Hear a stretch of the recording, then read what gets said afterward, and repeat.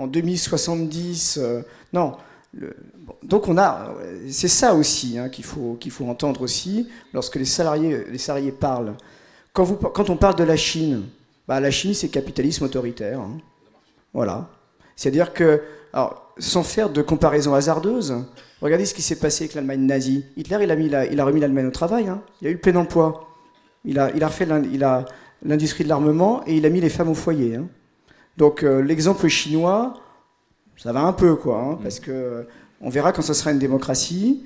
Mais ça veut dire que je pense, et j'en terminerai là, il faut qu'on ait un vrai débat démocratique dans ce pays sur qu'est-ce que c'est que la mondialisation. On ne fera pas ça tout seul. Moi, je considère que ce n'est pas la France tout seul qui va le faire. Est-ce qu'on est capable de porter un vrai projet, de retrouver un peu de souveraineté démocratique? C'est ça un des vrais enjeux. Et que EFO, par ses revendications, dans le cas de son indépendance, elle porte aussi. La mondialisation, ça nécessite de la régulation et ça nécessite de retrouver de la souveraineté. Allez, on en arrive aux conclusions. Geoffroy Roux de Bézieux, le rôle finalement des patrons, pas des marchés financiers, pas de l'économie. Laurence Parisot elle l'a lancé d'ailleurs, le B20, c'est-à-dire en marge du G20. C'est-à-dire, est-ce que vous pensez que l'économie réelle, elle peut reprendre le pas sur l'ensemble de ces débats ou pas? Permettez que je réponde à Stéphane Lang, qui a lancé un appel. Moi, je ne nie pas qu'il y a une forme de souffrance au travail dans certaines entreprises liée à une intensification de la pression. Mais je donne juste un exemple, alors un peu personnel. Donc moi, je suis dans la télécom. Vous savez qu'il y a un grand groupe télécom français où il y a eu beaucoup de problèmes de souffrance au travail, etc., etc. Je le dis, j'espère que je vais choquer personne en disant ça, mais mes collaborateurs travaillent beaucoup plus et beaucoup plus intensément que la moyenne des gens qui travaillent dans ce grand groupe. C'est pas d'ailleurs qu'ils sont meilleurs ou moi, c'est juste qu'il y a une PME d'un côté, un groupe de l'autre. Pour autant, je crois qu'ils savent pourquoi ils travaillent. Ils savent parce que le patron est pas loin, parce que je leur explique une fois par mois, parce qu'une partie sont actionnaires. Et donc, ce que je veux dire par là, c'est que l'intensification du rythme de travail, la pression, enfin, quel que soit le nom qu'on lui donne, elle est très dépendante du sens qu'on donne à son travail ou du sens qu'on ne donne pas. Pourquoi je dis tout ça, Stéphane? Parce que je pense que ce sujet de l'organisation du travail, souffrance au travail, est très difficile à traiter en négociation nationale. C'est-à-dire que, et je le dis devant des patrons, je pense que c'est d'abord la responsabilité du patron, et c'est la noblesse de ce métier, d'être responsable, d'emmener ses salariés dans un projet. C'est ce qu'on fait, je pense, enfin c'est ce que vous faites, ce qu'on fait tous les matins. Voilà. Alors, sur le B20, je crois que ça vaut le coup d'essayer. C'est difficile de réguler le monde. Pourquoi? Parce que vous avez des pays démocratiques qui partagent une ambition, et une ambition commune, des valeurs communes, même si l'Europe et les États-Unis n'ont pas les mêmes valeurs. Puis vous avez d'un côté, ça a été dit par Stéphane, une espèce de dictature capitaliste, je ne sais pas comment l'appeler, qui est la Chine, qui ne partage pas les mêmes valeurs que nous, il faut quand même le dire, dans beaucoup de points. Puis vous avez ces zones de non-droit, qui sont les pays offshore. Contrairement à ce qu'on croit, le capitalisme, c'est pas la jungle. Moi, je suis libéral, je revendique cette étiquette. Je serai peut-être le dernier, mais je le revendique. Mais le capitalisme, c'est pas la jungle, c'est pas l'absence de règles. C'est des règles, et les mêmes pour tout le monde, si possible. Et le problème de l'offshore, c'est que c'est pas les mêmes pour tout le monde. Puis un dernier mot d'espoir, on a commencé par parler de l'école de Chicago. Alors moi, je reste un admirateur de Milton Friedman et d'un livre formidable, on a tout le monde parlé, livre qu'il a écrit en 61, qui s'appelle Capitalisme et liberté. Et dans ce livre, il dit quoi? Il dit que le premier exercice de la liberté d'un individu, c'est de devenir entrepreneur, de faire du commerce. C'est comme ça qu'on exerce sa liberté, et que la liberté économique précède toujours la liberté politique.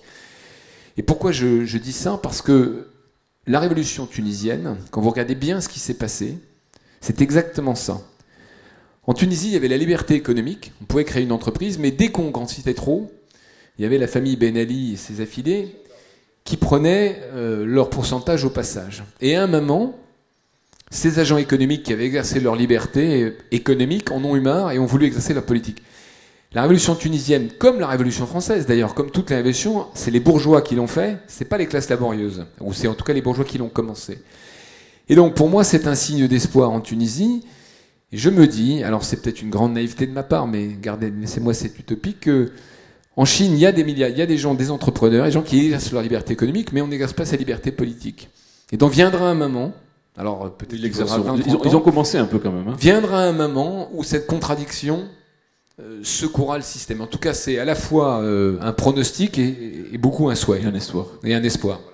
Merci, on en arrive aux conclusions. Alors comme on a commencé avec Cynthia Fleury, on va essayer de conclure avec vous. Alors je ne sais pas si c'est aux philosophes, aux psychanalystes ou aux spécialistes des gouvernances publiques qu'il faut donner le micro, ou peut-être tous à la fois.